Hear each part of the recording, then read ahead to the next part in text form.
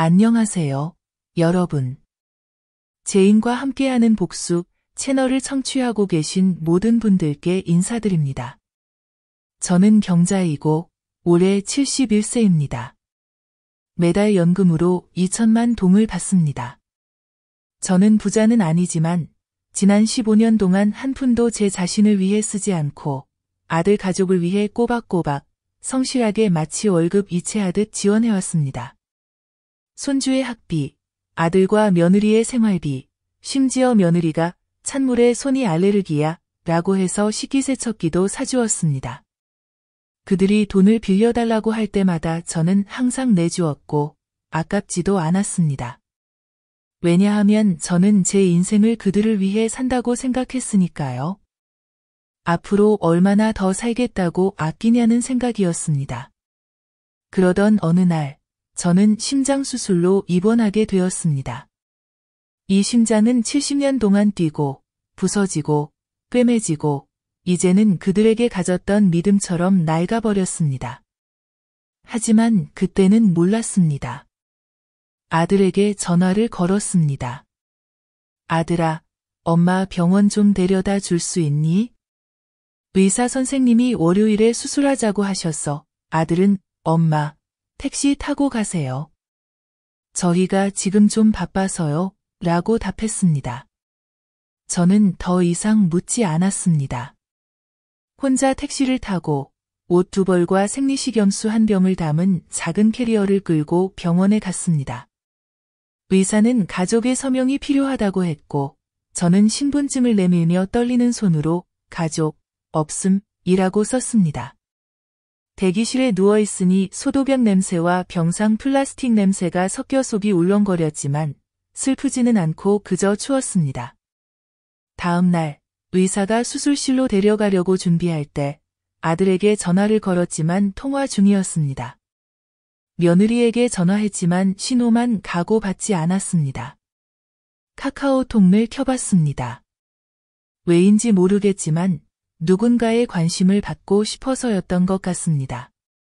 첫 화면에 며느리의 스토리가 올라왔습니다. 하얀 발이 모래 위에 찍힌 사진과 완도 너무 시원해요 라는 캡션이 적혀 있었습니다. 왼쪽으로 넘기니 호텔 영상, 며느리가 꽃무늬 셔츠를 입은 남자와 깔깔 웃는 소리가 들렸습니다. 누군지 알 수 없었고 제 아들 목소리는 들리지 않았습니다. 가슴 한쪽이 아팠지만 곧 있을 수술 때문인지 아니면 다른 이유인지 알 수 없었습니다. 그러다 정신을 잃었고 깨어나니 중환자실 침대에 누워 있었습니다. 옆 침대에 누운 노인 환자가 말해 주었습니다.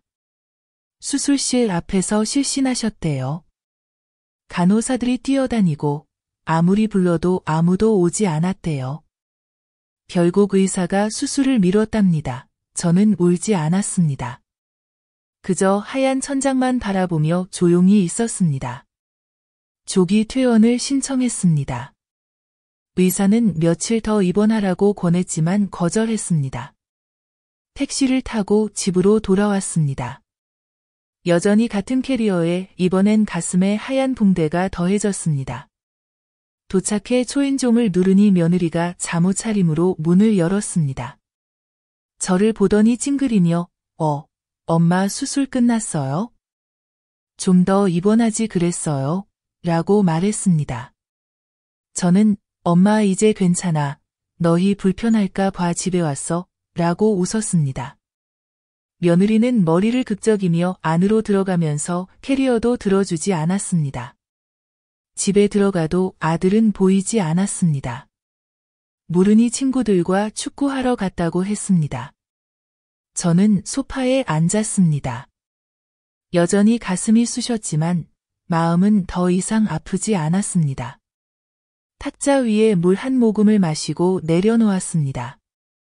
집안을 둘러보니 제가 산 소파, 할부로 산 에어컨, 직접 고른 꽃무늬 그릇들까지 모두 남의 집처럼 낯설게 느껴졌습니다. 방에 들어가 금고를 열었습니다. 미리 출력해 둔 서류 뭉치를 꺼냈습니다.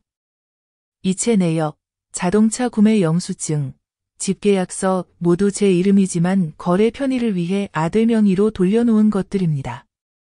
침대에 펼쳐두고 조용히 혼잣말했습니다. 이제 엄마는 더 이상 줄 게 없다. 밤새 불도 켜지 않고 눈도 감지 못한 채 침대에 누워 있었습니다. 수술 부위가 아파서가 아니라 마음이 수백 배 더 아팠기 때문입니다. 밤새 머릿속에는 한마디만 맴돌았습니다. 엄마는 과거, 영양분이 남아도는 존재. 이 말은 바로 며느리가 한 말이었습니다. 퇴원한 날 오후, 며느리는 제가 자는 줄 알고 친구와 통화하며 이렇게 속삭였습니다. 언니, 솔직히 나 저 할머니 10년 넘게 모셨는데 이제 뽑아낼 것도 없고 그냥 애 낳고 키우고 지금은 연금이나 받아먹고 있잖아. 이 집도 월급 2천만 동인데 여왕처럼 쓰고 내가 아무리 말해도 남편이 안 끊어. 남편은 엄마가 우리 키워줬잖아라고 하더라. 그때 키워준 게 지금 돈이 되냐고? 저는 문 밖에서 낡은 액자 하나를 들고 서 있었습니다. 아들 결혼식 사진이 들어있는 액자였습니다. 결혼식 후 아들이 그리워서 일주일 내내 이 액자를 안고 잠들었던 적도 있었습니다. 하지만 이제는 그 액자를 깨버리고 싶었습니다. 다음 날 아침, 평소처럼 밥을 했습니다. 된장국, 생선조림, 계란부침을 차려 7시에 맞춰 식탁에 올렸습니다. 그들은 내려와 밥을 먹으면서도 제 건강을 한마디도 묻지 않았습니다. 아들은 휴대폰만 보고 있었고 며느리는 밥을 맛없다는 듯 씹고 있었습니다. 저는 주머니에서 서류 뭉치를 꺼내 식탁 위에 올렸습니다. 이거 좀 봐라. 아들은 멍한 얼굴로 뭔데, 엄마? 라고 물었습니다. 저는 대답하지 않았습니다. 한 장씩 넘기며 말했습니다. 2016년 은행빚 2억 동 대신 갚아준 거, 오토바이 사준 거 1억 2천만 동, 손주 유치원 2년 학비 1억 5천만 동, 집수리, 물건 구입, 병원비, 공과금 등 이름 없는 지출이 5억 동이 넘는다. 며느리는 비웃듯이 말했습니다. 엄마, 회계사처럼 정산하시네요. 저는 그녀를 똑바로 바라보며 말했습니다. 엄마는 정산하는 게 아니야. 엄마가 너희한테 뭘 해줬는지 기억하려고 적어놓은 거야. 아들은 아무 말 없이 앉아 있었습니다.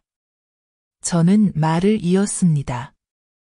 내가 너를 27살까지 키우고, 결혼시키고, 집 사고, 차 사고, 아이 낳게 도왔지. 그런데 내가 71살에 병원에 있을 때 아무도 곁에 없었어. 며느리는 여행 가고, 아들은 축구하러 가고. 아무리 계산해도 남는 게 없네. 며느리는 젓가락을 내려놓고 일어섰습니다. 그만 먹을래요. 아침부터 또 잔소리. 저는 가볍게 웃었습니다. 그래, 이제부터는 아예 먹지 마라. 앞으로 모든 지원을 끊을 거니까. 아들은 놀라서 엄마, 무슨 소리야? 라고 했습니다. 저는 등기부등본 복사본을 꺼내 보여주었습니다. 이미 다시 작성했다. 너희 이름은 상속권에서 지웠다. 이 재산, 집, 땅, 예금 모두 내가 보관한다. 내가 떠난 후에도 아무도 소송할 수 없다. 이미 유언장을 작성했으니까. 아들이 벌떡 일어났다. 엄마가 이렇게 하면 어떻게 사시려고? 혼자 지내실 거야? 외로이 죽으실 생각이야? 나는 간단히 대답했다. 혼자 산다고 죽는 사람 없어. 하지만 나를 사랑하지 않는 사람들과 살면 그게 더 힘들지. 며느리가 팔짱을 끼고 나를 노려봤다. 괜찮아요.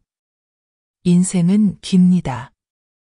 엄마가 얼마나 더 사실 수 있겠어요? 나는 고개를 끄덕였다. 그래. 엄마가 오래 살진 않을 거야. 그래서 너희들에게 하루도 더 이상 낭비하고 싶지 않은 거야. 나는 일어나 방으로 들어가 문을 잠갔다. 아들이 문을 두드리며 소리쳤다. 엄마. 내가 잘못했어. 그런데 엄마가 이렇게 다 끊어버리면 나는 어떻게 살아? 나는 돌아서서 부드럽게 대답했다. 엄마가 어떻게 사는지 너도 그렇게 살아. 이제부터 엄마는 누구의 엄마도 아니야. 그날 점심 나는 밥을 먹지 않았다. 배도 고프지 않았다. 내 마음은 드물게 느끼는 홀가분함으로 가득 찼다. 목이 메었지만 나는 물 한 잔을 다 마시고 집 한가운데 의자에 똑바로 앉아 창밖을 바라보며 무언가를 기다리는 듯했다. 오래지 않아 그들이 다시 돌아왔다. 나는 짐작했다. 그날 오후 4시쯤 아들은 며느리와 함께 다시 왔다. 두 사람의 얼굴은 창백했다. 문이 열리자 아들이 먼저 들어와 다급하게 말했다. 엄마, 내 얘기 좀 들어봐. 내가 아무 말도 하기 전에 며느리가 들어와 가방을 탁자 위에 던졌다. 엄마, 지원도 끊을 거예요? 우리가 공기 먹고 사는 줄 아세요? 나는 아무 말 없이 탁자 위의 봉투를 가리켰다. 그 안에는 부가 ATM 카드 해지 확인서, 모든 전기이체 해지, 은행의 자동 납부 중지 신고서가 들어있었다. 더는 설명이 필요 없었다. 아들이 종이를 집어들고 얼굴이 하얗게 질렸다. 엄마, 왜 이러세요? 손주 안 사랑하세요? 나는 차갑게 대답했다. 누구보다도 자기 부모가 손주를 사랑하지. 손주를 핑계 삼지 마라. 며느리는 의자에 앉아 다리를 꼬고 팔짱을 끼며 비웃듯 말했다. 엄마가 안 도와줘도 우리끼리 알아서 할게요. 하지만 기억하세요. 혼자 사는 건 정말 힘들어요. 나는 어깨를 으쓱했다. 남편 죽고 30년을 혼자 살았어. 너 때문에 힘들진 않았다. 그녀는 이를 악물고 말했다. 늙어서 정신이 나간 거죠. 우리가 없으면 이 집 누가 치우고 누가 돌봐요? 밥, 물, 누가 가져다 줘요? 나는 탁자를 3개 쳤다. 쿵! 소리에 두 사람 모두 놀랐다. 나는 다 돈으로 계산했어. 매달 2천만 원, 모욕 당하려고 준 게 아니야. 이제 아들이 무릎을 꿇었다. 눈에 눈물이 고였다. 엄마, 제발 용서해 주세요. 우리가 잘못했어요. 은행에서 빚 독촉 오고, 아내는 회사에서 해고당하고, 나는 월급이 깎였어요. 한 번만 더 도와주세요. 나는 일어나 서랍을 열고 또 다른 서류 뭉치를 꺼냈다. 집문서, 예금통장, 공증된 유언장. 그것을 그의 앞에 내려놓았다. 읽어봐. 이제 너희 둘 이름은 어떤 서류에도 없어. 이 집, 이 땅, 이 돈, 너희 몫은 없어. 며느리가 소리쳤다. 누가 당신 죽으면 돌봐줄 것 같아요? 나경이요? 그 가난한 가정부? 나는 그녀를 빈 껍데기 보듯 바라보며 말했다. 그래, 바로 그 애야. 걔는 한 번도 나를 짐이라고 한 적이 없으니까. 아들은 울음을 터뜨렸다. 엄마, 미안해요. 난 그냥 혼란스러웠고 아내가 하자는 대로 했어요. 나는 말을 잘랐다. 내가 끌려가는 줄 알면서도 따라간 건 실수가 아니라 선택이야. 며느리는 탁자를 3개 쳤다. 좋아요. 이제부터 혼자 사세요. 늙어서 죽도 떠먹으며 사시든지 우리에게 다시 매달리지 마세요. 나는 아주 부드럽게 미소 지었다. 걱정 마. 나는 누구의 동정도 필요 없을 만큼 강하게 살았어. 두 사람은 문을 쾅 닫고 나갔다. 나는 의자에 앉아 문틈으로 들어오는 바람 소리를 들었다. 스피커를 켜고 성가를 틀었다. 그리고 빨간 펜으로 종이를 써서 문에 붙였다. 공지, 5m 이내 자녀 출입 금지. 위반 시 재산 침해로 간주. 다음 날 아침, 나는 자물쇠를 바꿨다. 새 문, 새 인생. 나는 무서운 사람도 사나운 사람도 아니다. 하지만 자녀 출입 금지라는 종이를 직접 붙인 그날, 나는 알았다. 노인은 자기 자신을 지키기만 해도 이미 배신자가 된다. 그 후 첫 주는 이상하리만치 조용했다. 나는 혼자 시장에 가고, 혼자 밥을 하고, 혼자 주사 맞고, 혼자 몸을 닦고, 혼자 상처에 붕대를 갈았다. 나는 불평하지 않았다. 그러나 내 마음속에 분명히 알았다. 이것은 신뢰의 마지막 단계라는 것을. 둘째 주, 한낮의 뜨거운 햇살 아래 초인종이 울렸다. 나는 카메라로 보았다. 아들과 며느리가 대문 앞에 서 있었다. 옷은 구겨지고, 머리는 헝클어지고, 얼굴은 수척했다. 손에는 어디선가 가져온 음식이 든 비닐봉지를 들고 있었다. 나는 문을 열지 않았다. 그들은 초인종을 또 누르고 3번, 4번. 그러더니 소리쳤다. 엄마. 문 열어. 우리에겐 엄마가 필요해. 나는 내부 마이크를 들고 조용히 말했다. 나는 이제 누구의 엄마도 아니야. 이미 공지 붙였잖아. 아들이 문을 두드렸다. 몇백만 원만요, 엄마. 전기, 수도 끊겼어요. 애가 분유도 떨어졌어요. 손주가 안쓰럽지도 않아요? 나는 마이크를 끄고 안으로 들어가 모든 커튼을 닫았다. 나는 그들이 마당에서 슬리퍼를 끄는 소리, 며느리가 소리치는 소리를 들었다. 제발요. 내가 잘못했어요. 화장실에서 세수만 하게 해주세요. 나는 여전히 문을 열지 않았다. 그날 저녁, 이웃이 찾아와 물었다. 병자씨, 자식들이 왔는데 안 받아줘요? 나는 대답했다. 걔네들은 돌아온 게 아니에요.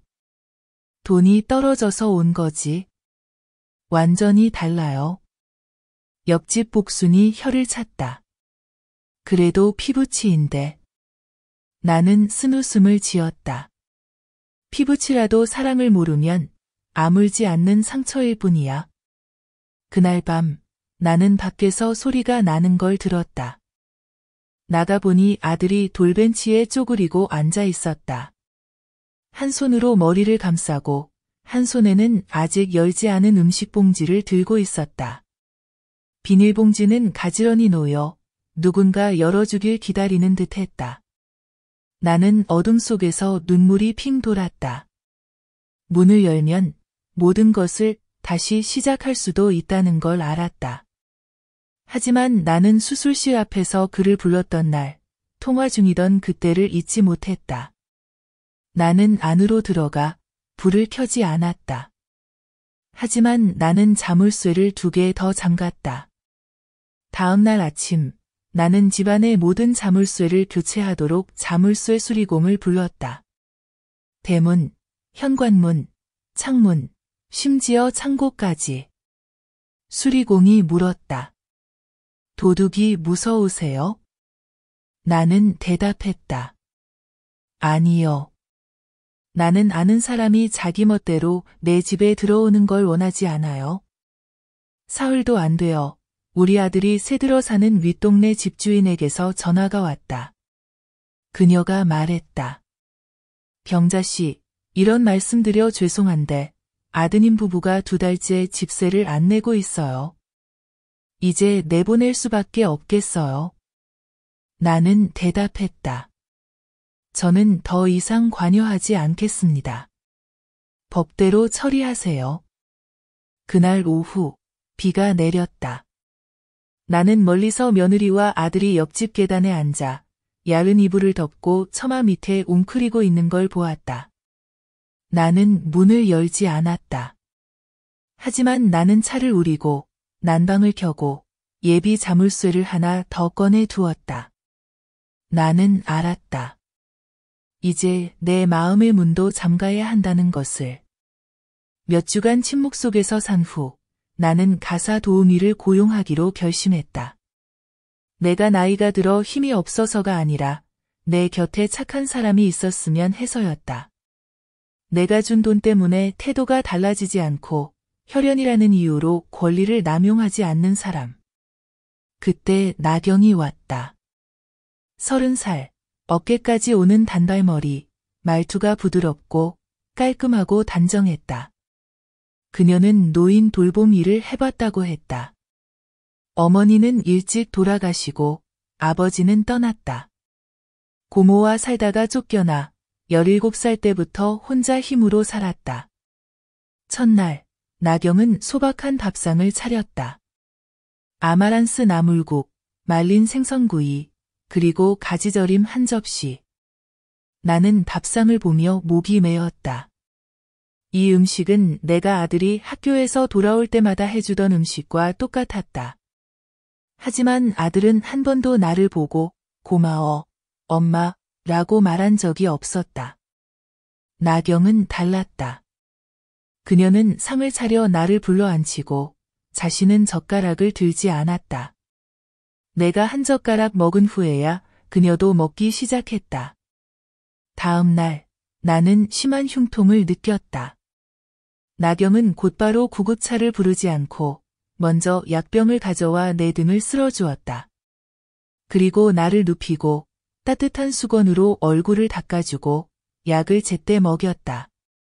나는 숨을 고르며 집에 내 숨소리를 들어주는 사람이 있다는 걸 처음 느꼈다. 어느 추운 밤, 나는 화장실에 가려고 일어났다가 나경이 내 방문 앞에 고개를 떨구고 앉아 있는 걸 보았다. 손에는 전화기를 쥐고 있었고 내 약 먹는 시간을 알리는 알람이 조용히 울리고 있었다. 나는 문을 열고 그녀의 어깨를 가볍게 흔들었다. 그녀가 놀랐겠다. 엄마, 혹시 필요하실까 봐 미리 보고 있었어요. 나는 말문이 막혔다. 나는 아들이 있었고 며느리도 있었지만 단 한 번도 나를 위해 밤을 새운 적은 없었다. 다음 날 아침 나는 나경에게 말했다. 내가 나이든 엄마가 싫지 않다면 오래 같이 있어줬으면 좋겠다. 그녀는 아침 햇살 같은 미소로 말했다. 엄마가 내가 가난하다고 싫어하지 않으시면 엄마가 내보낼 때까지 같이 있을게요. 그날 이후 나는 매일 밤 나경에게 내 인생 이야기를 들려주었다. 한 장, 한 장, 아프고 어리석었던 순간들까지. 그녀는 빠르게 받아 적었다. 왜 적니? 나중에 책으로 만들어서 엄마가 어떤 걸 이겨냈는지 기억하게 해드리고 싶어요. 나는 웃었다. 기억하려고? 나는 그냥 다 잊고 싶은데. 그녀는 고개를 끄덕였다. 잊기 전에 먼저 기억해야 해요. 그래야 나중에 누가 엄마가 잘못 살았다고 하면 그들에게 읽으라고 할 수 있죠.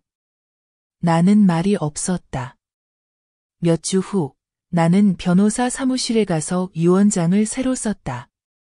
내 친자식의 이름을 모두 지우고 나경을 주 상속인으로 적었다. 그리고 한 줄을 더 썼다. 내가 세상을 떠나면 이 증명인은 오직 나경만이 가질 수 있다. 변호사가 물었다. 정말 확실하세요? 다른 가족은 없나요? 나는 고개를 끄덕였다.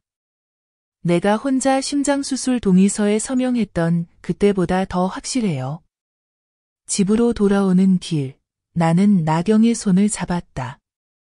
이제부터 넌 내 핏줄이야. 내가 널 낳아서가 아니라 넌 나를 아프게 하지 않으니까. 그녀는 나를 안았다. 나는 그녀의 심장이 조용히 뛰는 소리를 들었다. 그날 밤 나는 쓴 오이국을 끓였다. 몇 달 만에 처음으로 소금을 더 넣었다. 이제 인생의 맛이 충분히 싱거워졌다고 느꼈으니까. 그리고 내 이야기를 계속하기 전에 영상의 좋아요와 채널 구독, 알림 설정을 눌러주세요. 가족의 감동적이고 깊이 있는 이야기를 담은 제인과의 복수 채널을 놓치지 마세요. 들어주신 모든 분들께 감사드립니다. 어느 아침 나는 재단의 먼지를 닦고 있는데 나경이 떨리는 목소리로 거실로 나를 불렀다. 엄마, 누가 방금 전기 고치러 왔어요. 이상해서요. 나는 나갔다. 전기공 복장을 한 남자가 공구 가방을 들고 차단기 옆에서 뭔가를 만지고 있었다. 내가 묻기도 전에 그가 말했다. 누가 전기선 점검하라고 불러서 왔어요. 누전이 있는 것 같대요. 나는 곁눈질로 콘센트를 봤다. 정상적으로 불이 들어오고 있었다. 아무도 부르지 않았다. 나경이 내 소매를 잡고 속삭였다. 누가 부른 거냐고 물었더니 얼버무리더라고요. 수상해요. 나는 즉시 눈치챘다. 나는 재단 구석, 작은 금고를 천 뒤에 숨겨둔 곳을 힐끗 봤다. 나는 물을 가지러 가는 척하면서도 남자에게서 눈을 떼지 않았다. 마침 그가 몰래 주위를 둘러보며 주머니에서 휴대폰을 꺼내 몰래카메라 앱을 켜는 걸 봤다. 나는 나경의 손을 꽉 잡고 조용히 신호를 보냈다. 그리고 나는 크게 말했다. 응, 엄마가 밖에 나가서 전화 좀 할게. 나는 방으로 들어가 휴대폰을 켜고 아는 변호사에게 문자를 보냈다. 누가 우리 집을 지켜보고 금고를 훔치려는 것 같아요. 지역 경찰에 연락 부탁합니다. 10분도 안 되어 2명의 지역 경찰이 도착했다. 그 남자는 당황했다. 나는 나경에게 대문을 잠그라고 신호했다. 그가 끌려갈 때 그는 이렇게 자백했다. 누군가 주소를 알려주고 미리 200만 원을 송금하며 금고 위치를 알아보라고 시켰다는 것이다. 그가 말한 사람은 내 며느리였다. 나는 침묵했다. 나경은 분노했다. 세상에, 어떻게 엄마한테 그럴 수가 있죠? 나는 대답했다. 그들이 내가 모를 거라 생각하지만 사실 나는 더 많은 걸 알고 있어. 나는 계략을 세웠다. 아들에게 전화를 걸어 말했다. 엄마가 심장검진을 다시 받아야 해서 병원에 1에서 2일 있을 것 같아. 집은 열어둘 테니 시간 되면 한번 확인해줘. 그는 잠시 머뭇거리다 결국 알겠다고 했다. 나는 알았다. 덫이 이미 놓였다는 것을. 그날 밤 나와 나경은 근처 친구 집으로 잠시 옮겨 잤다. 카메라는 여전히 작동 중이었고 새벽 2시쯤 내 아들이 나타났다. 혼자가 아니었고 며느리와 함께였다. 둘 다 검은 옷을 입고 마스크를 썼으며 작은 손전등을 들고 있었다. 그들은 옆문으로 몰래 집에 들어왔다. 나는 화면 앞에 앉아 있었고 심장은 차갑게 뛰었다. 나경이 내 손을 꼭 잡았다. 그들은 곧장 내 방으로 들어와 서랍을 열고 금고를 찾았다. 며느리는 매트리스 밑을 뒤지고 아들은 서랍장을 뒤졌다. 금고가 옮겨진 것을 발견하자 둘은 당황했다. 바로 그때 경보음이 울렸고 파출소 경찰이 들이닥쳤다. 나도 막 집에 도착해 문 앞에 서서 두 사람이 수갑을 차는 모습을 지켜봤다. 며느리가 버둥거렸다. 엄마. 저 임신했어요. 용서해주세요. 엄마는 못 그러실 거예요.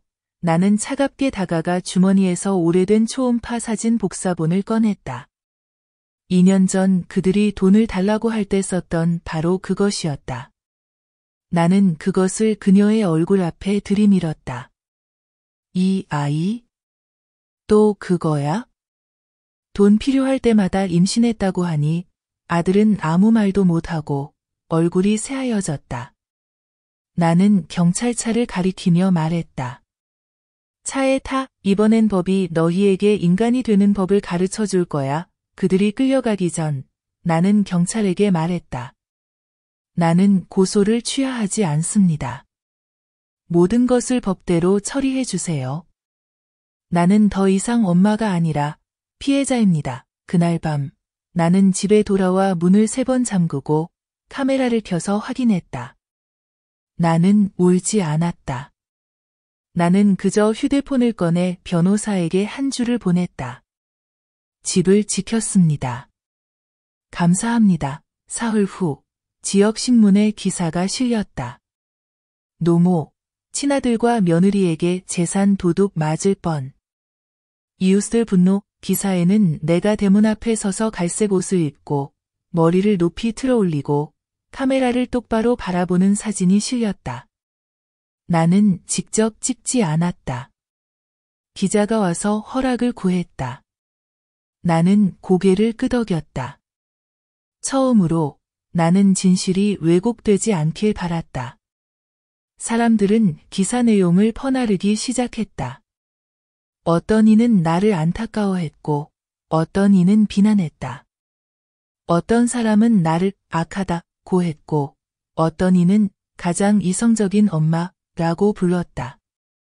나는 그저 평온하게 살고 싶을 뿐이었다.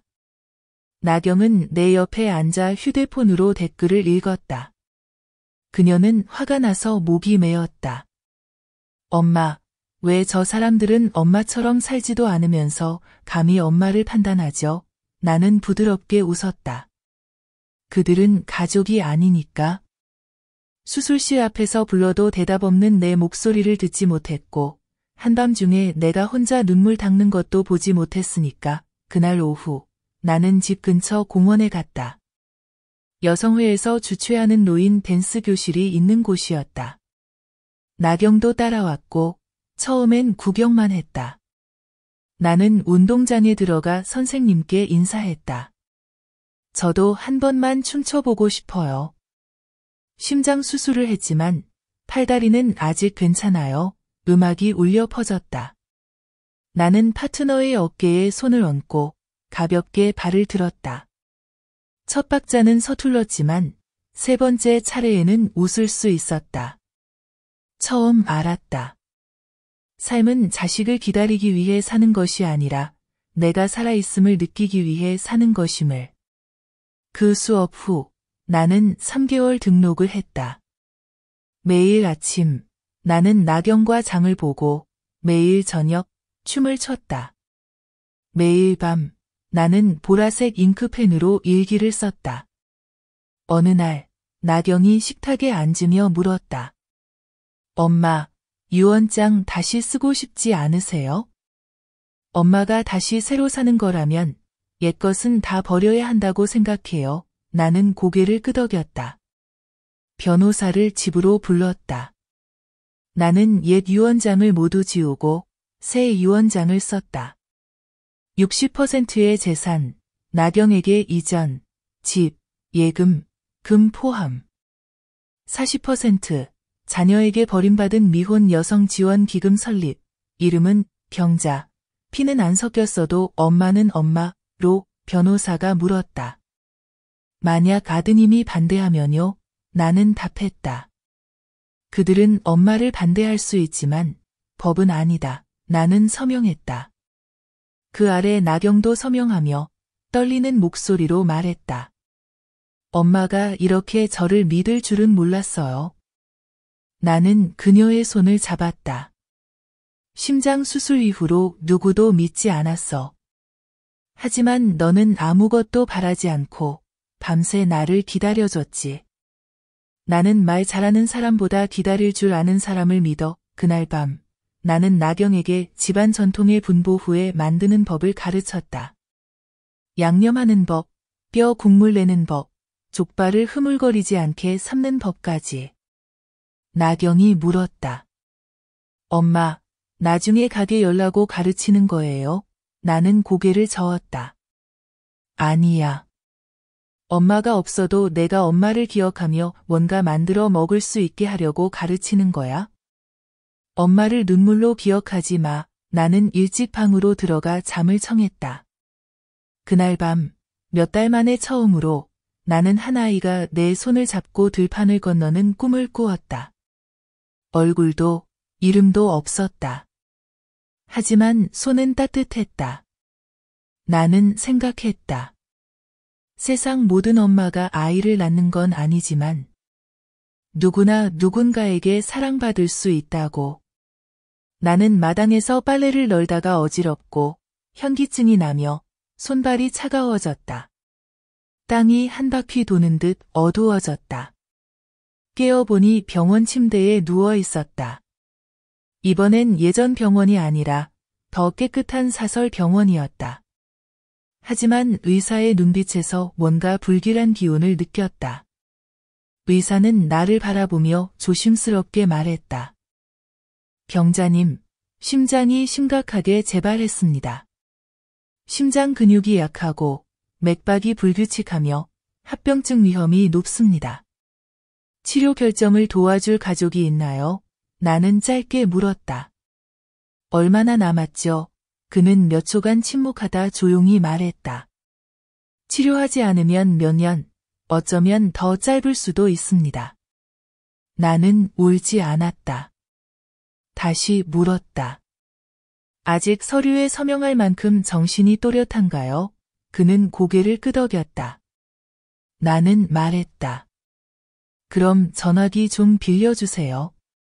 변호사에게 전화해야 합니다. 2시간 후, 나는 병상에 앉아 산소를 마시면서도 손으로 서류에 또렷이 서명했다. 예금 위임장 나경 명의로 이전, 아들에게 발급했던 모든 부가카드 해지, 생명보험 수익자 나경, 은행에 보내는 공문, 나경의 타인에게 일체 출금 불가. 나경은 곁에 서서 눈물을 뚝뚝 흘렸다. 나는 그녀의 손을 잡았다. 엄마 살아있을 때 울어. 엄마 죽은 뒤에 울면 그땐 엄마가 못 들어. 나는 예전처럼 족이 퇴원했다. 이번엔 빈손이 아니었다. 나는 결심을 안고 돌아왔다.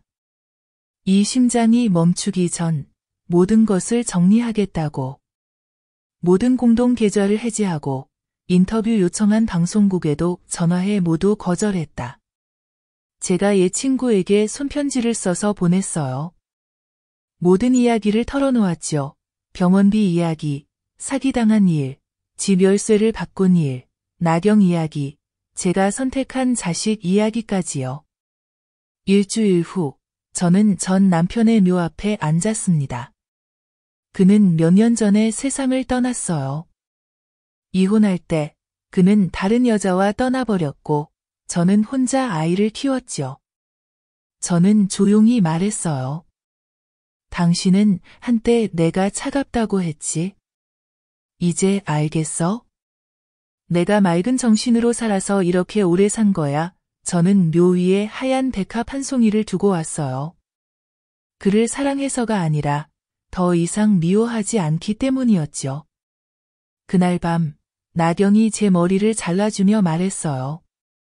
엄마, 어떤 스타일로 자를까? 시원하게. 저는 목덜미까지 짧게 잘라줘.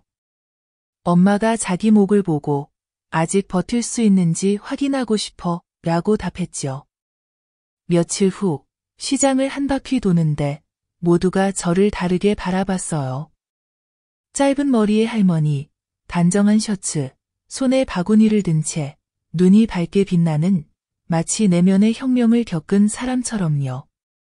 저는 옛날 제 손주에게 사주던 그 빵을 파는 빵집에 들러 이번엔 저를 위해 샀어요. 그날 밤 나경이 물었어요. 엄마, 죽는 게 무서워? 저는 아니, 엄마는 준비가 안 된 채로 죽는 게 무서울 뿐이야. 지금 엄마는 하나씩 준비하고 있어. 다 끝나면 엄마는 언제든 괜찮아 라고 답했죠. 나경이 저를 안았고 처음으로 누군가 제 어깨에 기대도 떨리지 않는 걸 느꼈어요. 모든 게 평온해진 줄 알았어요. 8월 어느 날 오후 막 불을 피우려는데 누가 문을 두드렸어요. 나경이 문을 열고 저를 불렀죠.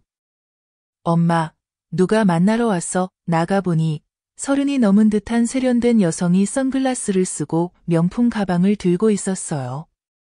그녀가 선글라스를 벗고 가볍게 웃으며 말했어요. 저는 혜원이에요. 어머님 며느리의 옛 친구예요. 저는 눈을 가늘게 떴어요. 익숙한 이름이었죠. 그녀는 거실 소파에 앉아 다리를 꼬고 말했어요. 어머님 얘기를 기사로 봤어요. 처음엔 정말 안쓰럽다고 생각했어요. 그런데 더 듣다 보니 어머님이 자식들을 쫓아내는 것 같더라고요. 제가 말할 틈도 없이 그녀는 서류 뭉치를 꺼냈어요. 이건 어머님 며느리가 금융회사와 쓴 위임장이에요. 집문서를 담보로 돈을 빌렸죠. 어머님이 정말 인연을 끊고 싶다면 법이 먼저 찾아올 거예요. 서류를 들여다보니 확실히 도장이 찍힌 복사본이 맞았어요. 하지만 서명 날짜가 제가 원본을 모두 회수한 이후였죠. 저는 그녀의 눈을 똑바로 바라보며 말했어요. 이 서류는 무효예요. 이미 그 전에 재산 명의를 제 이름으로 돌려놨어요. 그리고 아세요? 저는 예전 등기권리증을 모두 분실 신고했고 지금은 새 등기증이 공시되어 있어요. 그녀가 잠시 당황했지만 여전히 강하게 나왔어요. 어머님, 세상에 방법이 없을 거라 생각하세요? 제 인맥 넓어요. 언론, 방송, 법원. 저는 아주 가볍게 웃었어요. 예전엔 자식을 잃을까 두려웠고, 언론이 진실을 왜곡할까 두려웠고, 나쁜 엄마 소리 듣는 게 무서웠어요. 하지만 이제 한 가지만 두려워요. 그녀가 고개를 갸웃했어요. 뭐가 두려우세요? 저는 일어나서 말했어요. 잘못된 사람을 용서하는 게 두려워요. 그리고 나경을 불렀어요. 얘야, 손님 배웅해드려라. 혜원이 나가기 전 크게 말했어요. 어머님도 늙을 거예요. 그때 누가 간호하고, 누가 죽 끓이고, 누가 곁에 있어줄 건데요. 저는 아무도 없어요. 하지만 저는 이미 준비했어요. 아무도 오지 않으면 제가 직접 불을 켤 거예요. 라고 답했어요. 그녀는 떠났죠. 저는 손을 씻고 얼굴을 닦고 아무 일 없던 듯 식탁에 앉았어요. 나경이 저를 보며 한숨을 쉬었어요. 엄마는 너무 침착한 것 같아요. 저는 엄마가 침착한 게 아니라 남의 분노가 엄마가 쌓아온 평안을 무너뜨리게 두지 않을 뿐이야. 라고 답했어요. 그날 밤 저는 옛 사진첩을 꺼내서 아들 얼굴이 나온 사진은 한쪽에 치워두었어요. 저와 나경이 함께 있는 사진만 플라스틱으로 코팅하고 번호를 매기고 뒤에 손글씨로 적었죠. 오늘 아침 나경이 내장죽을 끓여줬는데 예전 며느리보다 더 맛있었음. 7월 14일 밤 나경이 내 머리를 잘라주었다. 내가 떨면서도 처음으로 웃었다. 저는 자물쇠 2개를 더 달고 지문인식 비밀번호를 새로 설치했지만 나경 외에는 아무에게도 알려주지 않았어요. 문은 잠겼지만 제 마음은 올바른 사람에게 열렸죠. 어느 일요일 아침 나경이 배를 깎고 있는데 전화가 왔어요. 몇 초간 말없이 서 있다가 저를 바라보며 말했어요. 엄마, 엄마의 옛 며느리가 조사냈대요. 저는 컵을 내려놓고 물었어요. 어떻게 알았니? 나경이 말했어요. 그 친구가 알려줬어요. 병원에서 가족에게 수술비를 빨리 내달라고 연락했대요. 안 그러면 산모와 아기 모두 위험하대요. 저는 잠시 아무 말도 하지 않았어요. 아무 감정이 없는 게 아니라 제 피가 멈춘 것 같았죠. 그녀가 밤에 몰래 들어와 금고를 뒤지고 늙어서 치매냐 며 비꼬던 모습들이 한 번에 떠올랐어요. 저는 다시 물었어요. 내가 도와달라고 했니? 나경이 고개를 저었어요. 아니에요. 그 사람들은 엄마가 절대 도와주지 않을 거라 생각할 거예요. 저는 일어나 방으로 들어가 금고에서 모아둔 기부금 5천만 원을 꺼내 봉투에 담고 한 줄을 썼어요. 죄 없는 아이를 위해. 무기명, 그리고 나경에게 말했어요. 이 돈을 익명으로 이체해줘. 이름도 남기지 말고 누가 보냈는지도 알리지 마. 나경이 울었지만 저는 울지 않았어요. 그날 오후 나경의 자로에 낯선 계정에서 메시지가 왔어요. 경자씨, 고마워요. 당신인 줄 알았어요. 저는 나경에게 바로 차단하라고 했어요. 이미 닫은 이야기를 다시 열고 싶지 않았으니까요. 며칠 후 나경이 신문에서 아이가 위기를 넘겼다는 소식을 읽었어요. 저는 기뻤지만 말하지 않았죠. 그날 밤 저는 절에 갔어요. 조용히, 절도 기도도 없이. 작은 과일 한 접시만 올리고 부처님 앞에 서서 속삭였어요. 부처님, 저는 용서하지 않아요. 하지만 복수도 하지 않아요. 그냥 끝내고 싶어요.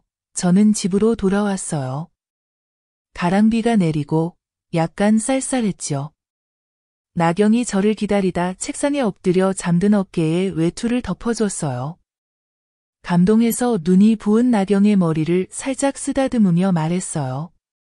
얘야, 넌 내 친딸은 아니지만 엄마는 내가 엄마의 피를 더 이상 흘리게 하지 않을 유일한 사람이라고 믿어. 그날 밤 저는 녹두 팥죽을 끓였어요. 단순한 팥죽이지만 나경이 그 향을 좋아한다고 해서 처음으로 약간의 유자꽃 향을 넣었어요. 그릇 하나를 그의 방 앞에 두고 작은 쪽지에 적었어요. 먹어라, 얘야. 엄마는 아무도 구하지 못할 수도 있지만 그래도 남아있는 사람을 지키고 싶어 했다. 다음 날 아침, 단팥죽은 다 비워졌지만 쪽지는 여전히 남아 있었다. 나경이 아래에 덧붙여 썼다. 엄마, 나는 어디도 가지 않을 거예요. 엄마가 내쫓고 싶을 때까지 여기 있을게요. 나는 대답하지 않고 그 쪽지를 냉장고에 붙였다. 수많은 차가운 옛 사진들 사이에서 그 쪽지는 유독 밝게 빛났다. 그해 설이 다가올 무렵 나는 등기 속달로 한 통의 편지를 받았다. 보낸 사람, 알 수 없음. 봉투 위의 글씨는 떨리고 삐뚤빼뚤, 마치 글씨를 막 배우는 아이의 것 같았다. 나는 봉투를 열었다. 안에는 4번 접힌 쪽지와 오래된 사진 한 장이 들어 있었다. 사진 속에는 젊은 시절에 내가 3살짜리 아들을 안고 있었다. 둘 다 웃고 있었고, 눈빛은 맑고 계산 없는 순수함이 담겨 있었다. 쪽지에는 단 한 줄만 적혀 있었다. 다시 돌아갈 수 있다면 엄마는 나를 용서해 줄 수 있나요? 이름도 사과의 말도 없었다. 오로지 한 줄의 질문, 끊어진 연줄처럼 허공에 떠 있었다. 나는 사진을 책상에 내려놓고 오랫동안 바라봤다. 아들을 키우던 초창기, 학비를 마련하려고 동분서주하던 일들. 천명절에 입힐 예쁜 옷을 사주려고 끼니를 거르던 기억들이 떠올랐다. 그러다 수술실 문을 두드리지도 않고 한밤중에 우리 집에 몰래 들어와 금고 뚜껑을 뜯어내며 친어머니의 신뢰를 송두리째 흔들던 아들의 모습도 떠올랐다. 나경이 곁에 앉아 조용히 물었다. 엄마, 어떻게 할 거예요? 나는 대답했다. 엄마도 잘 모르겠다. 용서는 한 번 배신당한 사람에게 가장 어려운 일이다. 그날 저녁 나는 시장에 가서 작은 매화 화분을 샀다. 크진 않지만 꽃은 고루 피고 잎은 싱그럽게 푸르렀다. 나경이 물었다. 엄마, 정말 꽃을 장식할 거예요? 작년에는 더 이상 안 좋아한다고 했잖아요. 나는 말했다. 엄마는 가짜 설날은 싫어. 하지만 엄마가 기뻐서 장식하는 거라면 괜찮아. 설날 이틀 전밤, 나는 간단한 차례상을 차렸다. 여주국, 달걀을 넣은 돼지고기 조림, 작은 찹쌀떡, 그리고 절인 채소 한 접시. 나경이 설날 노래를 틀었다. 집에는 두 사람뿐이었지만 내 마음은 충분했다. 정확히 자정, 초인종이 울렸다. 문을 열자 한 남자가 고개를 푹 숙인 채 떡국을 들고 서 있었다. 내 아들이었다. 나는 얼어붙은 듯 서 있었고 그는 고개를 들며 울먹였다. 엄마, 밖에 서 있게만 해도 괜찮아요. 내가 자격 없는 거 알아요. 나경이 내 뒤로 조용히 다가왔다. 나는 물었다. 어떻게 올 수 있었니? 그는 떨며 말했다. 엄마가 내 아내와 아이를 용서해줬으니까요. 아직 엄마의 마음이 살아있을 거라 생각했어요. 나는 차가운 밤바람처럼 냉정하게 답했다. 엄마의 마음은 잃지 않았어. 하지만 그 마음의 상처는 아직 꿰매지 못했다. 그는 고개를 숙이며 말했다. 아무것도 바라지 않아요. 그저 한 번만 엄마를 다시 보고 싶었어요. 그리고 갈게요. 나는 고개를 끄덕였다. 그래, 봐라. 나는 똑바로 섰다. 물러서지도 떨지도 않았다. 그가 한때 현금인 출기처럼 여겼던 엄마는 이제 누구에게도 의존하지 않고 스스로를 증명할 필요도 없는 당당한 여성임을 보여주고 싶었다. 그는 나를 바라보다 눈물을 흘리고 뒤돌아 떠났다. 나경이 따라가려 했지만 나는 그의 손을 잡고 말했다. 배웅하지 마. 오늘 밤 우리 집은 평화를 지키기 위해 문을 닫는 거야. 나는 안으로 들어가 식탁에 앉았다. 물잔을 들어 나경의 잔과 가볍게 부딪혔다. 새해 복 많이 받아. 엄마가 누군가를 더 필요로 하지 않아도 내가 살아있음을 느낄 수 있기를. 설날은 바람처럼 조용히 흘러갔다. 시끄럽지도 떠들썩하지도 않았지만 내게는 처음으로 내 집의 주인이 된 설이었다. 직접적으로도 비유적으로도. 나경이 테이블에 백합꽃을 꽂았다. 그가 말했다. 이 꽃 정말 향기 좋아요. 엄마도 한번 맡아보세요. 나는 고개를 숙여 깊게 숨을 들이켰다. 향기는 부드럽고 자극적이지 않았다. 내가 선택한 삶처럼 강렬하지 않지만 해롭지도 않았다. 설날 셋째 날, 누군가가 문을 세게 두드렸다. 나경이 문을 열고 곧장 안으로 들어와 속삭였다. 엄마, 밖에 낯선 할머니가 서 있어요. 엄마를 만나고 싶대요. 나는 나갔다. 문 앞에는 80살쯤 되어 보이는 작은 체구의 백발 할머니가 있었다. 지팡이를 짚고 눈에는 눈물이 고여 있었고 떨리는 손으로 편지를 내밀었다. 저는 당신 며느리의 시어머니예요. 나는 깜짝 놀랐다. 그녀가 말을 이었다. 이야기를 들었어요. 그 아이가 잘못한 건 알지만 제발 된다면 우리 손주를 고아원에 보내지 말아주세요. 나는 얼어붙었다. 가슴이 쿵쾅거렸다. 어떤 아이요? 그 미수가요. 이제 며느리가 떠나고 아드님도 키울 형편이 못 돼요. 병원에서 보호소로 보낸다고 해요. 나는 멍하니 서 있었다. 그 아이는 내 핏줄이었다. 한때 내 마음을 다 쏟았던 사랑의 결과였다. 그러나 아이는 죄가 없었다. 나는 할머니에게 말했다. 하루만 생각할 시간을 주세요. 내일 다시 오세요. 그날 밤 나는 잠을 이루지 못했다. 마당에 앉아 찬바람을 맞으며 집 안에 들어가지 않았다. 나경이 내게 스카프를 가져다 주고 곁에 앉았다. 아무 말도 묻지 않았다. 그저 조용히 함께 있었다. 나는 물었다. 만약 내가 손자를 키우면 너는 나를 떠날 거니? 그가 살짝 웃으며 말했다. 그 사람이 엄마가 인생에 꼭 지키고 싶은 사람이면 나는 엄마가 지키는 걸 도와주기 위해 남아 있을 거예요. 나는 울음을 터뜨렸다. 다음 날 아침, 나는 병원으로 갔다. 신생아실에서 그 아이는 인큐베이터 안에 작고 쭈글쭈글한 얼굴로 두 눈을 꼭 감고 있었다.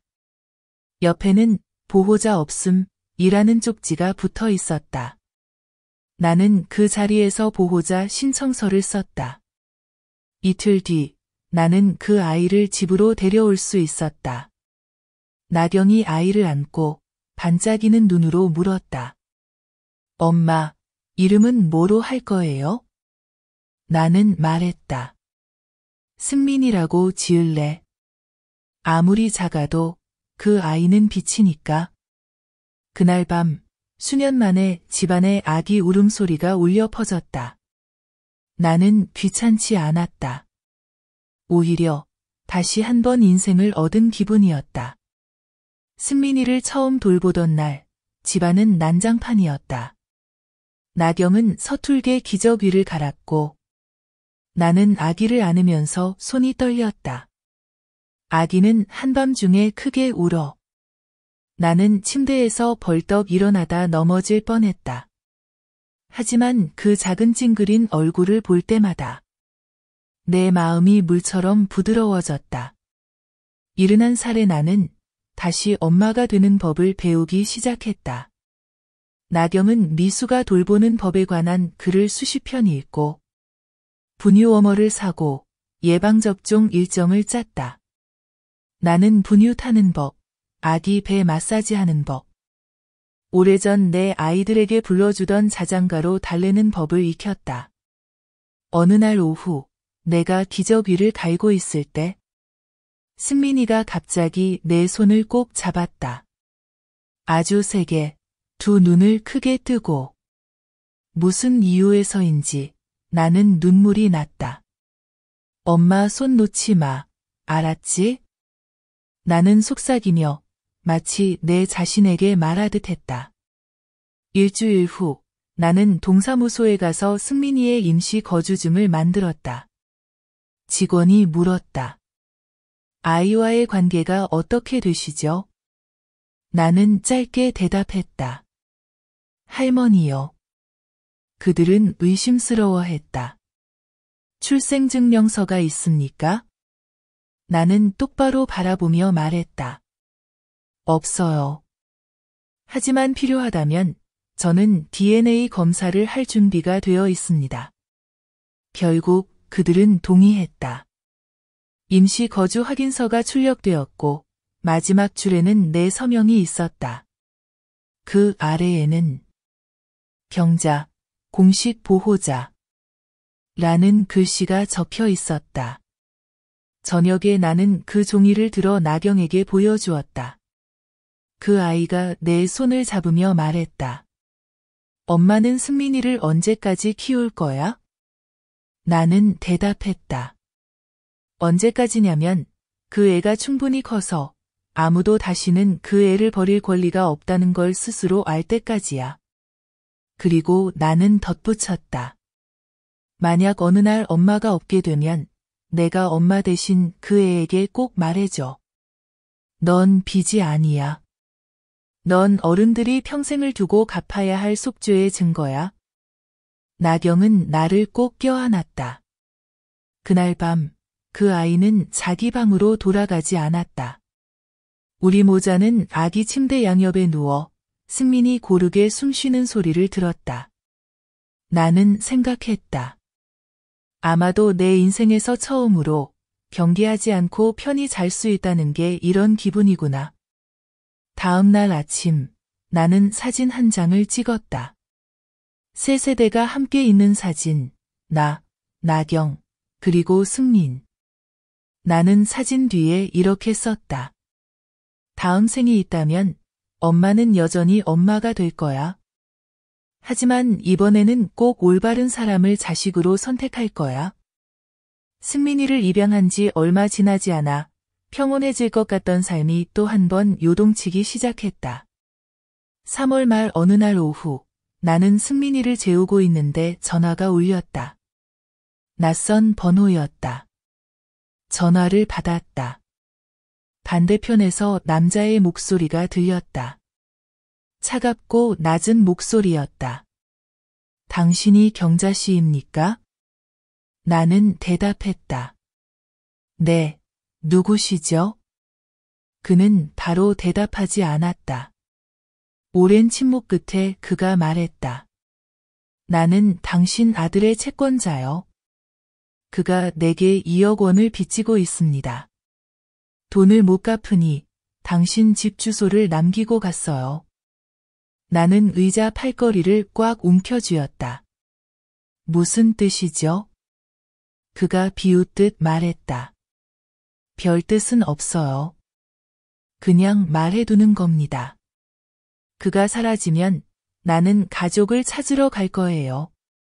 당신 집에 새로 들어온 그 아이부터 시작해서요. 애들은 사고가 나기 쉽죠. 이해하시겠죠? 나는 벌떡 일어섰다. 당신, 지금 아이를 협박하는 겁니까? 그가 대답했다. 경고일 뿐입니다. 그 애를 아낀다면 당신 아들 빚을 갚는 게 좋을 거예요. 나는 바로 전화를 끊었다. 나경이 내가 떠는 걸 보고 달려와 물었다. 엄마, 왜 그래? 누구야?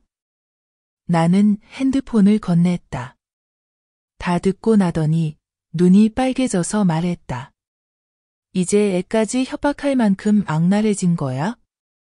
나는 대답하지 않았다. 방으로 들어가 금고를 열고 모든 서류를 다시 확인했다. 나는 미리 짐을 쌌다. 통장, 집문서, 승민이 입양 증서, 그리고 나경, 승민이와 함께 찍은 사진 2장. 나는 변호사에게 전화를 걸어 급히 부탁했다. 혹시 제가 갑자기 죽으면 승민이의 보호자 권한을 나경에게 넘겨주세요. 변호사는 머뭇거렸다. 무슨 일이신가요? 무슨 일 생겼습니까? 나는 한마디만 했다. 최악의 상황을 대비하는 중입니다. 그날 밤 나는 모든 창문을 잠그고 대문 밖에 CCTV를 추가로 달았다. 그리고 24시간 경비구역이라는 표지판을 붙였다. 하지만 나는 알고 있었다. 어떤 CCTV도 가족의 악의를 막을 수 없다는 것을.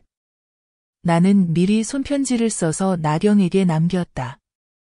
언젠가 엄마가 없게 되면 복수할 필요 없어. 그저 승민이를 바르게 키워줘. 그 애가 자기 아버지 같은 남자가 되지 않도록. 나경은 목이 메어 울었다. 나는 그 아이를 안았다. 울지 마. 엄마는 죽음이 두렵지 않아. 엄마가 두려운 건 집이라 부를 곳이 없는 아이를 남기는 거야. 다음 날 아침, 나는 파출소에 가서 모든 사실과 협박 전화를 신고했다. 전화 아이에게 무슨 일이 생기면 이 사람부터 조사해 주세요. 그들은 확인해 보겠다고 약속했다. 하지만 나는 알고 있었다. 자신을 지키는 건 결국 자기 자신뿐이라는 걸. 그날 밤 나는 나경의 손을 꼭 잡고 잠들었다. 승민이의 고른 숨소리가 자장가처럼 들렸다. 나는 속으로 다짐했다. 엄마는 누구에게도 내 인생의 마지막 빛을 빼앗기지 않을 거야. 나는 그날 전화 협박 이후 일이 이렇게 빨리 악화될 줄은 몰랐다. 어느 날 밤 새벽 2시쯤 나는 개가 심하게 짖는 소리에 잠을 깼다. 대문 앞 CCTV가 경보를 울렸다. 모니터를 켜보니 낯선 오토바이가 대문을 스치듯 달려가며 무언가를 던지고 갔다. 나는 문을 열고 나경과 함께 뛰어나갔다. 마당 한가운데에 꽁꽁 묶인 비닐봉지가 있었다. 내가 몸을 굽혀 열자 악취가 확 퍼졌다. 물고기 머리, 닭피, 그리고 쪽지 한 장. 돈 안 갚으면 다음은 사람 피가 흐를 줄 알아라. 나는 얼어붙었다.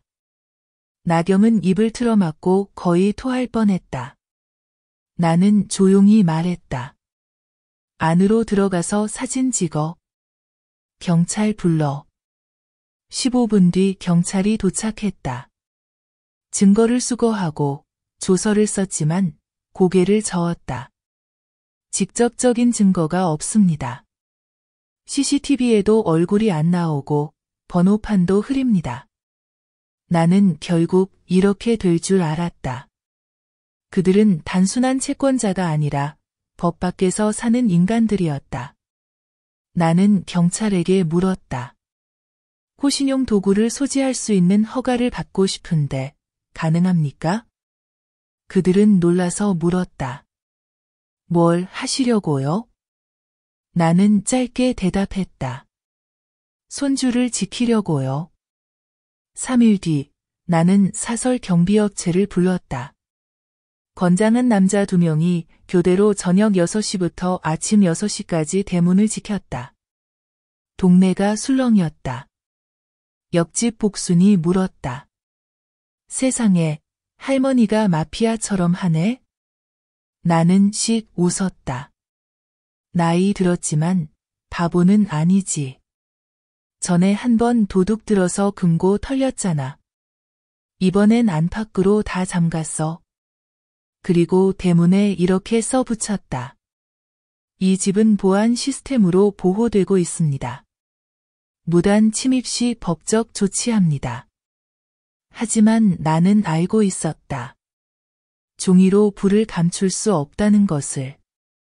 두려움은 어둠에 있는 게 아니라 한때 내 피였던 사람이 나를 무너뜨렸던 데에 있었다. 어느 날 점심, 나는 혼자 시장에 갔다. 시장을 막 나서는데 낯선 청년이 다가와 길을 묻는 척하다가 내 지갑을 낚아챘다. 나는 넘어지며 머리를 인도블록에 부딪혔다. 주변 사람들이 달려와 도와주었다. 나는 피를 흘리고 어지러웠지만 그 청년의 셔츠에서 빨간 체크문의 천 조각 하나는 붙잡고 있었다.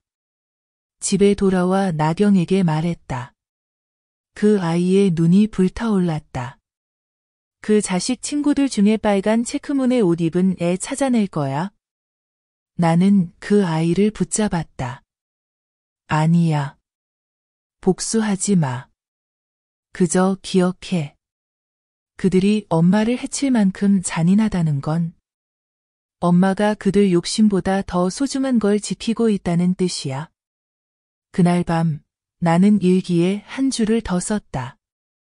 나중에 승민이가 크면 꼭 가르쳐라.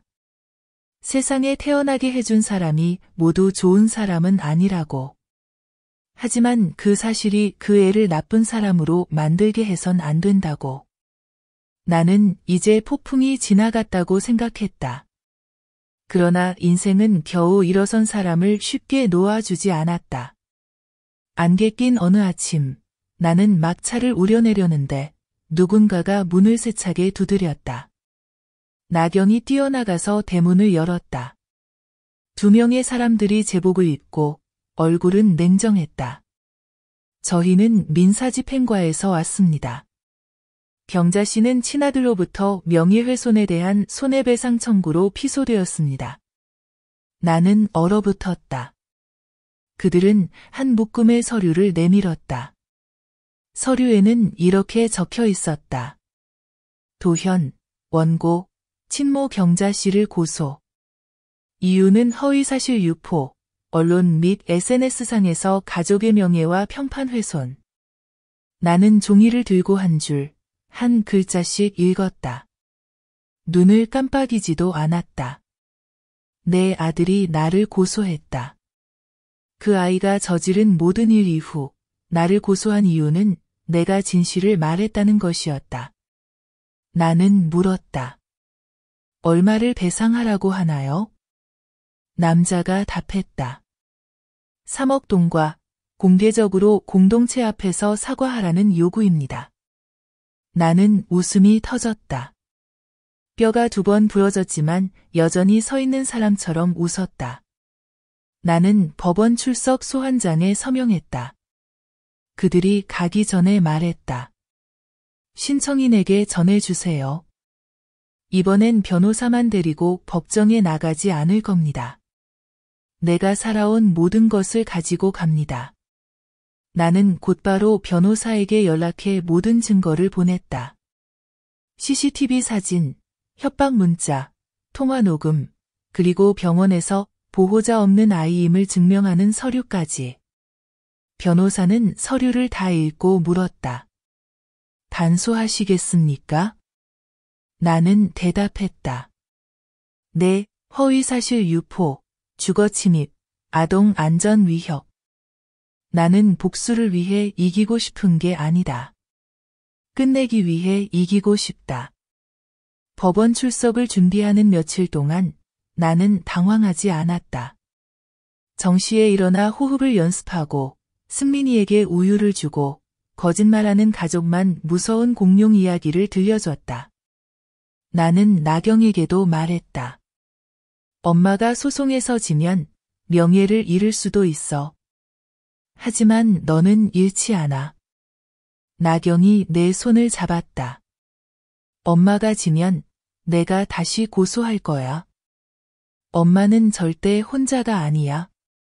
재판 당일 나는 짙은 갈색 한복을 입고 머리를 높이 틀어 올리고 화장도 하지 않았다. 나는 예뻐 보일 필요가 없었다. 명확해야 했다. 내 아들은 맞은편에 앉아 고개를 푹 숙였고 그 아이의 변호사는 고개를 빳빳이 들었다. 재판이 시작됐다. 나는 조용히 앉아 어떤 공격에도 반응하지 않았다. 내 진술 차례가 오자 나는 말했다. 나는 거짓말하지 않았습니다. 모든 것에는 증거가 있습니다. 나는 내 이야기를 했다. 누구도 조용히 늙어가며 아무도 믿지 않는 세상에 살지 않길 바랐기에. 법원은 양측의 10일간 추가 증거 제출을 명령하며 재판을 연기했다. 돌아가는 길, 나는 법원 계단 앞에 서서 깊게 숨을 들이마셨다. 두렵지 않았다. 나는 내가 옳게 살고 있다는 걸 느꼈다. 열흘 뒤, 나는 다시 법정에 섰다. 이번엔 나경뿐 아니라 이웃들, 동네 여성회 몇 명, 나를 치료했던 의사까지 모두 와 있었다. 아무도 말하지 않았고 조용히 뒤에 앉아 있었다. 그들의 시선이 조용한 증언 같았다. 재판이 시작됐다. 내 아들 측이 먼저 진술했다. 그의 변호사는 줄줄이 고소 내용을 읽었다. 병자 씨는 친아들에게 버림받았다는 사실을 꾸며내고 금고 도난 사건을 조작했으며 며느리를 언론에서 모욕했습니다. 나는 조용히 정면을 바라봤다. 내 차례가 오자 내 변호사는 말이 많지 않았다. 그는 침입 당일의 CCTV 영상을 틀었다. 영상에는 내 아들과 며느리가 몰래 집에 들어와 장롱을 뒤지고 금고 위치까지 찾아가는 모습이 선명했다. 모든 것이 법정에 공개됐다. 법정이 술렁이었다. 상대 변호사는 할 말을 잃었다.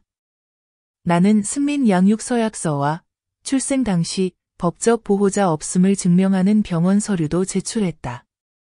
내 변호사는 결론지었다. 제 의뢰인은 허위 사실을 유포하지 않았습니다. 그저 일어난 사실을 그대로 말했을 뿐입니다. 만약 누군가가 상처를 입었다면 그 사람은 자신의 행동을 돌아봐야 합니다. 법원은 내 아들에게 대지를 요구했다. 그는 일어나 얼굴이 벌겋게 달아오른 채 더듬거렸다. 우리 엄마는 사회 전체의 비난을 받는 기분을 몰라요. 난 그냥 엄마가 조용히 있었으면 했어요. 나는 단도직입적으로 물었다. 조용히 있으라는 건 내가 계속 속이게 두라는 거니? 돈을 요구하게 두라는 거니? 아니면 엄마의 손자가 배신이 아무 일도 아니라 배우게 두라는 거니? 그는 고개를 숙였다. 대답하지 않았다. 마침내 재판부는 판결을 내렸다. 원고는 허위사실 유포 피해를 입었다는 증거가 부족하다. 피고는 모욕이나 날조 행위가 없다. 소송 기각. 법원은 양측의 분쟁을 끝내고 더 이상 여론을 자극하지 말라고 권고했다. 나는 안도의 한숨을 쉬었다. 나경이 내 손을 꼭 잡았다. 법정에서 나서며 나는 그를 복도에서 만났다. 그는 깊게 들어간 눈으로 나를 바라봤다. 엄마가 이겼네. 기쁘지 않아? 나는 예전처럼 담담하게 답했다. 기쁘지 않다. 그저 피곤할 뿐이야. 내가 거짓말하지 않았다는 걸 증명해야 해서 피곤해. 그가 말했다. 이제 끝이야. 돈도 없고 아무도 없어. 며느리도 떠났어. 나는 그의 눈을 똑바로 바라봤다. 내가 아무것도 남지 않은 건 남의 신뢰를 다 써버리기로 내가 선택했기 때문이야. 그리고 나는 돌아섰다. 작별 인사도 동정도 없었다. 집에 돌아와 보니 승민이 바닥에 누워 놀고 있었다. 손을 이리저리 흔들고 입을 크게 벌려 웃고 있었다. 나는 몸을 굽혀 그 아이를 안았다. 그 아이의 얼굴이 내 가슴에 닿았다. 늦은 계절의 햇살처럼 따뜻했다. 나는 속삭였다. 얘야, 나중에 커서 누가 내 집이 어디냐고 물으면 여기라고 해라. 이 심장, 한때는 찢어졌지만 내가 편히 누울 자리는 남아있는 이곳. 그 재판 이후 나는 모든 것이 끝날 줄 알았다. 하지만 아니었다. 마음의 상처란 단순히 한 줄 꿰맨다고 낫는 게 아니었다. 어느 바람 부는 밤, 나경이 승민을 재우다 전화가 울렸다. 화면을 본 나경의 얼굴이 창백해졌다. 나를 한번 힐끗 보고 밖으로 나가 전화를 받았다. 들어올 때 눈이 빨갰다. 엄마 아들이 병원에 실려갔어. 나는 잠시 멍해졌다. 무슨 일이야? 교통사고, 과다출혈, 보호자 서명할 사람이 없어. 사람들이 엄마 번호 적힌 쪽지를 지갑에서 찾아서 병원에서 전화했대. 나는 의자에 털썩 주저앉았다. 손이 조금 떨렸다. 나는 다시는 누구를 위해 병원에 가지 않겠다고 맹세했었다. 하지만 증오가 내 마음을 가르치게 두지 않겠다고도 약속했었다. 나는 일어나 외투를 챙겼다. 나경이 조용히 물었다. 엄마, 진짜가? 나는 고개를 끄덕였다. 엄마는가 이 핏줄의 악순환을 끝내기 위해 이번이 마지막이었다. 나는 병원에 갔다. 간호사가 피와 불안으로 가득한 복도에서 한 줄기 빛을 본 듯 나를 바라보았다. 가족분이세요? 서명해 주세요.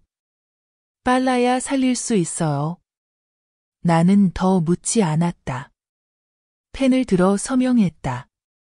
모든 고통에 마침표를 찍듯 서명했다. 수술은 4시간이나 걸렸다. 나는 밖에서 울지도 기도하지도 않았다. 그저 강철문을 똑바로 바라보며 내 감정이 남아있는지 확인했다. 의사가 나와 마스크를 벗으며 말했다. 괜찮아요. 아직 약하지만 고비는 넘겼어요. 나는 고개를 끄덕였다. 아무 말도 하지 않았다. 기쁘지도 않았다. 그저 가슴속의 돌덩이 하나가 가벼워진 느낌이었다. 1시간 후 나는 병실에 들어갔다. 그 애는 하얀 붕대로 머리를 감싼 채 눈을 꼭 감고 야윈 손을 옆구리에 두고 누워 있었다. 나는 자리에 앉았다. 내가 품에 안고 젖을 먹이고 밤마다 가냘픈 노래로 재워주던 내 자식을 바라보았다. 지금은 바로 그 아이가 나를 절벽 끝까지 밀어낸 사람이었다. 나는 고개를 숙여 속삭였다. 엄마는 여기 남아 돌보지 않을 거야? 용서하지도 않아. 엄마는 그저 나중에 후회하지 않으려고 엄마가 낳은 사람이 죽을 때 아무도 손을 잡아주지 않는 걸 보고 싶지 않아서야. 나는 자리에서 일어나 봉투 하나를 남겼다. 이건 치료비야. 엄마는 더 이상 너에게 빚진 게 없어. 방을 나서기 전에 나는 다시 돌아서 말했다. 살아가. 하지만 그 단어의 의미를 모른다면 다른 사람을 엄마라 부르지 마. 나는 병원을 나와 차가운 복도를 걸었다. 밖에는 빗방울이 드문드문 내렸다. 나는 우산을 쓰지 않았다. 이제 나는 안다. 어떤 빗방울은 사람이 오래된 상처를 씻어내도록 있는 것이지 마음을 더 차갑게 하려는 게 아니다. 그날 밤 집에 돌아오니 나경이 나를 꼭 안았다. 나는 그 애의 귀에 속삭였다. 엄마는 너무 피곤해. 하지만 이제 한 생을 다 살았다는 걸 알아. 그날 밤 이후 나는 더 이상 아들 이름을 입에 올리지 않았다. 미워서가 아니다. 내 마음에 더 이상 어중간한 것들이 들어설 자리가 없어서다. 나는 남은 시간 모두를 승민에게 쏟았다. 매일 아침 나는 그 아이를 데리고 마당에 나가 햇볕을 쬐었다. 그 애는 점점 자라서 뒤집기도 하고 내 목소리만 들으면 활짝 웃을 줄 알게 되었다. 나는 그 애에게 경자 엄마라고 부르도록 가르쳤다. 할머니 대신에 뿌리를 잊으라는 게 아니라 진짜 가족이란 평생 정성으로 길러주는 사람임을 알게 하려는 것이다. 나경은 점점 친딸처럼 변해갔다. 이제 우리는 누가 엄마고, 누가 딸이고, 누가 도움이고, 누가 집주인인지 구분하지 않는다. 어느 날, 나경이 내 뒤에서 안으며 속삭였다. 엄마, 나중에 나도 친자식을 낳고 싶어요. 그래도 승민이는 계속 첫째였으면 해요. 나는 웃으며 그 애의 머리를 쓰다듬었다. 몇 명을 낳든 상관없어. 누구든 진심으로 엄마를 불러주면 돼. 어느 날 나는 동네 여성회에서 초대장을 받았다. 그들은 가족애와 노인의 용기 있는 선택이라는 좌담회를 연다며 내 이야기를 나누어 달라고 했다. 나는 망설였다. 신문에 나가고 싶지도 유명해지고 싶지도 않았다. 그러나 나는 밖에 있는 수많은 엄마들, 버림받고 짐 취급당하고 침묵 속에서 자신의 정의를 되찾을 용기도 내지 못하는 이들을 떠올렸다. 나는 고개를 끄덕였다. 그날 나는 짙은 갈색 한복을 입고 무대에 올라 마이크를 잡았지만 떨지 않았다. 나는 천천히 덧붙이지도 꾸미지도 않고 이야기했다. 끝나자 강당은 침묵에 휩싸였다. 이내 긴 박수갈채가 이어졌다. 한 할머니가 일어나 눈물을 글썽이며 말했다. 나는 72살이에요. 내 아들도 치료비를 끊은 적 있어요. 지금은 손녀와 살아요. 당신 이야기를 듣고 내가 평화를 선택한 게 틀리지 않았다는 걸 알았어요. 나는 내려가 그분을 안아드렸다. 등은 여위었지만 마음은 단단해지기 시작했다. 그날 이후 나는 수십 통의 편지를 받았다. 보낸 이들은 잊혀진 노인들, 버려졌던 아이들, 그리고 가족으로 불리지 못했던 도우미들이었다. 한 통의 삐뚤빼뚤한 글씨가 오래도록 기억에 남았다. 경자 할머니, 우리 엄마는 이미 세상을 떠났어요. 하지만 엄마가 살아있었다면 할머니가 나경이를 집에 데려온 것처럼 나도 엄마를 데려왔을 거예요. 할머니가 행동으로 엄마라는 단어를 가르쳐줘서 고마워요. 나는 편지를 접었다. 울지 않았다. 그저 내 마음이 결국 잘못된 사람에게 가지 않았다는 걸 느꼈다. 그날 밤 나는 승민이 잠든 모습을 바라보며 속삭였다. 내일은 내 신분증을 만들러 갈 거야. 이제 너를 이름 없는 그림자처럼 자라게 두지 않을 거야. 너는 엄마 성을 갖게 될 거야. 나는 그 애의 이마에 입을 맞췄다. 처음으로 나는 더 이상 짐이 아니라 사랑만 남았음을 느꼈다. 나는 승민이에게 내 성, 경자를 주는 서류를 만들었다. 호적 담당자는 여러 번 물었다. 정말 확실하세요? 외가성이면 아이가 평생 질문받을 텐데요. 나는 미소 지었다. 그래도 괜찮아요. 이 아이가 자신을 낳아준 사람은 아니지만 끝까지 사랑하기로 선택한 사람에게서 자랐다는 걸 기억하라고요. 서류는 완성됐다. 아이의 새 이름, 승민, 아픔을 두려워하지 않는 한 여성의 성을 가진 작은 빛. 출생신고서를 받은 날, 나는 흰 셔츠에 짧은 머리, 여전히 곧은 어깨로 서 있었다. 종이를 들고 내 손이 떨리지 않음을 느꼈다. 내 마음도 마찬가지였다. 집에 돌아와 액자를 세우고 출생신고서를 제단 옆에 두었다. 제사 지내려는 게 아니라 내가 살았고 사랑했고 용기 냈음을 기억하려는 것이다. 그날 밤 나는 피곤함을 느꼈다. 평범한 피곤이 아니었다. 심장에서 시작해 팔다리로 퍼지는 피곤함.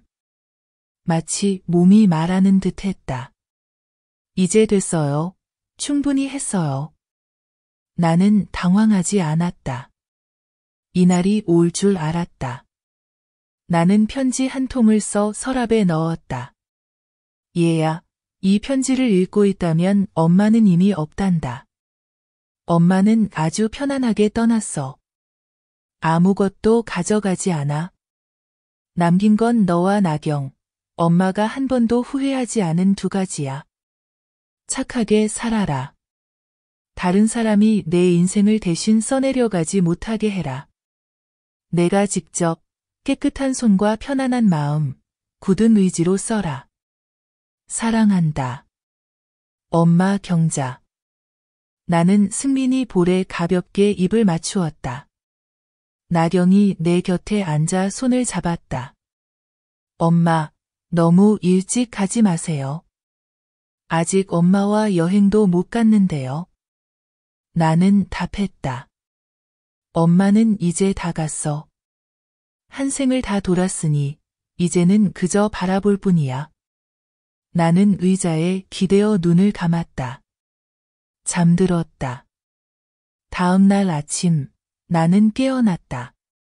아직 여기에 있었다. 그러나 나는 알았다. 시간이 얼마 남지 않았음을. 나는 나경에게 부탁했다. 언젠가 엄마가 누우면 멀리 보내지 마라. 정원에 뿌리고 하얀 장미 한 포기 심어라. 내가 볼 때마다 엄마가 얼마나 강하게 살았는지 기억해라. 나경은 울었다. 하지만 이번에는 흐느끼지 않았다. 조용히 눈물만 흘릴 뿐, 이 이야기의 마지막 밤에 나는 승민이를 안고 잠이 들었다. 그의 숨결은 고르고 내가 건강했을 때의 심장 박동처럼 일정했다. 나는 눈을 감았다. 소음도 아픔도 없었다. 오직 바람만이 있었고 머릿속에 속삭이는 한마디가 남아 있었다.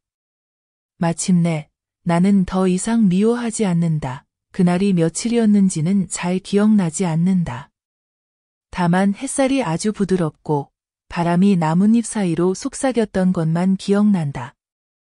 나경은 내 옆에 앉아 손을 꼭 잡고 아무 말도 하지 않았다. 우리는 함께 마당에서 아장아장 걷는 승민이를 바라보았다.